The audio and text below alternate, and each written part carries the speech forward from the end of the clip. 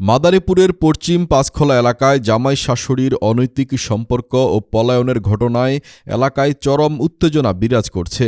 ২ সপ্তাহ নিখোঁজ থাকার পর তারা বাড়ি ফিরে আসলে পরিস্থিতি ঘোলাটে হয়ে ওঠে।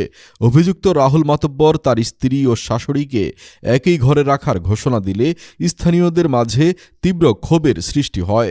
জানা গেছে, আউয়াল মাতব্বরের ছেলে পিকআপ চালক রাহুলের সাথে ২ বছর আগে প্রবাসী মনির মাতব্বরের মেয়ে তামান্নার বিয়ে হয়। তাদের ১ বছরের একটি কন্যা সন্তানও রয়েছে। এরই মধ্যে শাশুড়ি হোসনে সাথে রাহুলের পরকীয়া সম্পর্ক গড়ে ওঠে। গত ২ সপ্তাহ আগে তারা বাড়ি থেকে পালিয়ে যান।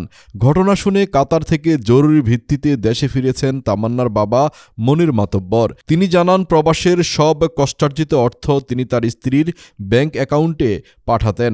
বর্তমানে অর্থ ও সম্মান উভয় হারিয়ে তিনি দিশেহারা। সামাজিক যোগাযোগ মাধ্যমে ছড়িয়ে পড়া ভিডিওতে দেখা যায়, স্বামী ও মাকে একসাথে ফিরে আসতে দেখে কান্নায় ভেঙে পড়েছেন স্ত্রী তামান্না। বর্তমানে স্থানীয় মুরব্বীদের হস্তক্ষেপে মা ও মেয়েকে একই ঘরে থাকতে নিষেধ করা হয়েছে এবং বিষয়টি নিয়ে সালিশি বৈঠকের প্রস্তুতি চলছে।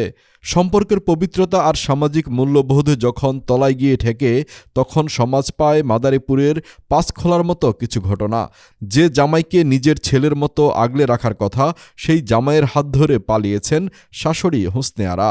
এই ঘটনায় সবচেয়ে বেশি ক্ষতিগ্রস্ত হয়েছেন ২ জন ব্যক্তি। একজন হলেন স্ত্রী তামান্না, তিনি তার মা ও স্বামী দুইজনকেই একসাথে হারিয়েছেন। অন্যজন তামান্নার বাবা মনির মাতব্বর, যার প্রবাস জীবনের কষ্টার্জিত অর্থ এখন তার বিশ্বাসঘাতক স্ত্রীর দখলে।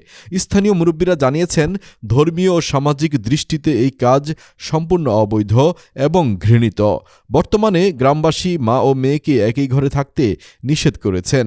এই সামাজিক অবক্ষয় রুখতে এবং তামান্নার অধিকার ফিরিয়ে দিতে প্রশাসন ও স্থানীয় প্রতিনিধিদের হস্তক্ষেপ কামনা করেছেন সচেতন মহল।